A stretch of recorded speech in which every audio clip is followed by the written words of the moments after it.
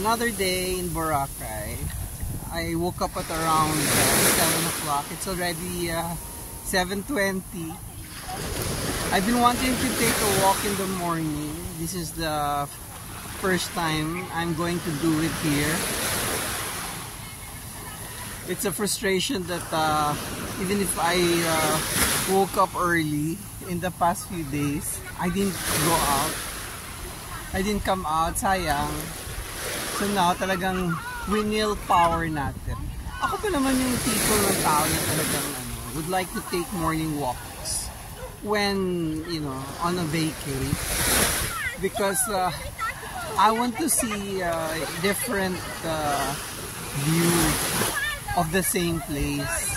Kasi iba naman ang itsura ng place pag umaga, tanghali, gabi.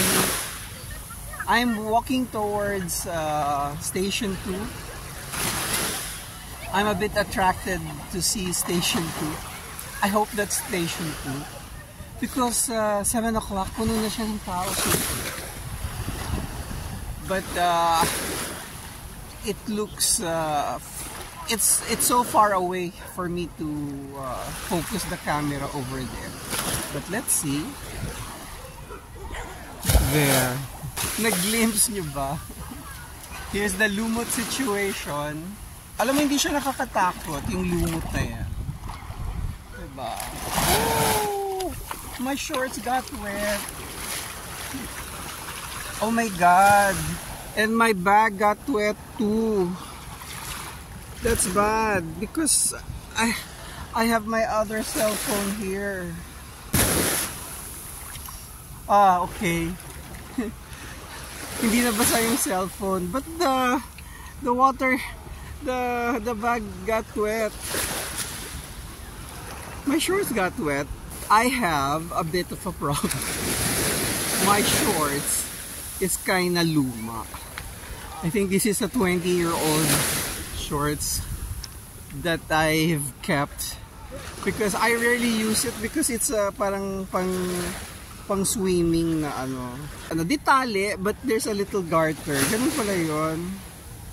Nawawala yung oh my God, it's wet. How can I journal later? I brought my things to do, scratch paper / journal of a notebook. Pwede naman siguro, pwede pasar naman siguro if I put it here. So yun. Okay tayo maglakad sa water, may gulay. Yarn, malapit na tayo sa pontoon. Sa Tagalog, ponton. So anong oras start ang mga boat tours? They kinda start late pala, no? Akala ko early. Kasi yung nagstay kami last year sa Reef Retreat Resort, which is already gone, sa Balabag, which is closed already. Sinarado na ni Claire, the foreigner who operated it for so many years. Pag gumigising ako, puno na ng tao. Kasi it's the place where you congregate and transact dun sa mga tents, sa mga operators. Maliit lang. So pag sumisilip ka dun, parang puno-puno ng tao. Teeming with people. Eh ito, syempre, we're in... alam ko na. Kasi kaya maraming tao. Kasi pag maalon dito, there are two pontoons here, Station 1 and Station 3. So pag malaalo ng tao, itong pontoon ng Station 1 at saka Station 3 nag-combine sa Balabag sa tapat ng Michki. I forgot, ilagay ko na lang yung name ng there's an air-conditioned cafe there. Oh my God! Oh my God! Ang dulas ng pontoon. Oh my God. Considering nakapaa ako Uy, ang crazy. Hindi ako Ako yung right knee ko na naman ang may sugat. Kakainis naman tong pontoon na to. Madulas po pag naka-sapatos. Kasi nadulas ako or may naapakan akong madulas. Or ako'y sadyang lampa-lampa lang. Ano ba naman yan? What is my life? Full of scars. Di ko pa naman dala yung aking alcohol dito sa ating bag from Sapporo. I'm just mentioning the bag from Sapporo kasi it's a pasalubong ni TTT. You know, hindi naman tayo nagva-vlog para mag-showcase ng whatever, ng lifestyle. It's a life rather than a lifestyle. Ah, look at that. Si Tommy's Water Sports, sa mga dive guide and expert siguro yan. My right knee is burning. So may sugat ako. There is my sugat. My galay. Yung anti-tetano ko ng 30 years ago or 40 years ago, hindi pa naman updated yun. Kung ano-ano pa naman ang nadadapaan natin. So, I will try to wash it with the salt water. Kasi, para mawala yung sand, uhulog yung pants ko. Hello! Kagabi, tamang-tama nag-chat si TTT kasi TTT is already back in Manila. I-viniber ko sa kanya yung aking mga ngipin. Yung ngipin na namamaga dati. Namabaga na naman. Alam nyo naman, pag yung ngipin, gums na maga, parang buong kumasakit. Ba yan? Kakasakit tayo sa Boracay. Paano natin ma-enjoy? Pero ngayon, naghumupa naman. It subsided. Yan. Yung ngipin na yan din yung idinentista ko during the pandemic. Pagkatapos,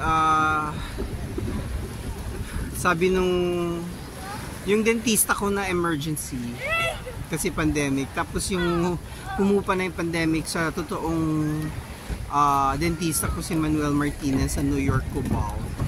Ang pareho nilang suggestion is to buy a water irrigator. Bumili naman ako, effective naman siya. So for the longest time, hindi sumasakit ang ngipin natin. So itong trip na to, hindi ko siya dinala. Wala sa isip ko talaga. Kasi yung ibang, yung out of town, medyo matagal, punta sa Batangas, yung ganyan, punta sa Baguio, hindi naman sumakit yung ngipin ko. But maybe because in this trip, I've been eating our favorite boy bawang a lot, our favorite ding dong, mixed nuts a lot. May hole talaga diyan sa between the two teeth. Tapos parang may depression doon na pag napasukan yun ng something na hindi lumabas, na-irritate yung gum. Ang dami nating hindi natin nadala yung ating uy, Diyos ko po, Diyos na mahabangin. Mahabagin. So, hindi natin nadala yung thermometer. So, yan, nilagnat si TTT. We had to buy a new one. Buti na lang may Watsons dito. Tapos, hindi natin nadala yung blood pressure. Tapos, yun nga, yung irrigator. Dapat talaga itong mga to may kit, may traveling kit. Siguro kailangan itong traveling pouch na to parang yung Red Cross. It's red and it has a white cross. Bale. It's white and it has a red cross. Ano ba yung flag ng red cross? We're now in front of Cafe Maruha. This is the bed of washed ashore lumot. This does not look like this in front of our hotel. So, itong portion na to, suddenly mas makapal siya. So, the irony of us staying in more secluded is that we're here attracted to the crowd. Alam nyo, dun sa Angul Road Point, dun ang mga taong mga naka-two-piece. Sa lahat yata ng vlog entries ko merong, punta kayo sa Angul Point Road kung gusto nyo mag-two-piece. Na hindi kayo na walang tumitingin sa inyo masyado kasi walang tao. Tapos sa mga kapaligid din yung mga naka-swimwear talaga. Kasi as you approach the mall, walang mga naka-two-piece. Walang mga naka-swimwear. Puro mga people who intentionally, I think, wanted to just go to the mall, but who couldn't resist the sea, the sand of Boracay. So naglalabasan sila. So nagkukumpulan sila doon. My gosh, hindi ko na yata kayang umabot sa D-Mall. Kakalagpas ko lang sa Bamboo, yung merong murang buffet na $3.99 ba yun? Tapos ang next niyan is Andox, the Andox that's facing the front beach. Why am I telling you this? There's ito, palapit na ako, Exactamundo, the Happy Home Hotel sa Tiang's Resto Bar. I'm special mentioning those because the lumot started to thin out over here. Kitams. Tapos, ito, moving forward towards the north, nawala yung mga lumot. So, is this because there weren't any lumot here? Or masipag ang, naglilinis dito? Kanina, nung umalis tayo sa Station 3, ang tingin ko, hindi pa low tide. Pero usually kasi sa gabi low tide. Pero pag nandun ka sa aming station, hindi ganyan kalawak yung sand. I think yung lawak na sand pag low tide, nandito sa bandang station nito talaga. Ito naman, nagba-vlog tayo. Vlog. Tignan ko mamaya kung if the low tide just started or yung gabi nag-low tide. Tapos ang low tide sa Station 3 mataas kasi pababa yung mas akantilado siguro siya kaysa dito na mas slight lang ang slope. Kaya pag naglo-low tide mahaba yung shore. Nakatuwa, may nagda-dragon boat. So may dragon boat ba na team ang Boracay? Baka meron, no? Ang mga locals, they've put up their own. Sa Manila, yung mga nagda-dragon boat, parang everyday yan nagpa-practice. May friend ako, office mate, si Edwin C. Letter C. Before siya papasok sa office, nag-aano siya, nagda-dragon boat. And that was 30 years ago, no? So sabi ko, paano ka naliligo? Marami daw siyang dalang bote ng Coke litro. During that time, litro lang, wala pa yung 2 liter. So marami siyang dala. Tapos sa likod siya ng kotse niya sa parking lot, nag-shower. Tapos doon na siya nagbibihis ng kanyang corporate attire. Madali lang naman yung corporate attire namin kasi sa office sa ASB, barong lang. I can see Real Coffee from here. Malapit-lapit na tayo sa D-Mall. Fight lang. Alayo. Hi guys. Ayo. Si Amidiri. Ay, taga-asa man mo. Taga Cebu. Mandawi. Talisay, Cebu. In the beginning, I was also considering taking the boat. Batangas, Manila, Manila, Batangas. But the cost, although a little cheaper. Konti lang ang ikina-cheap niya sa sa airplane.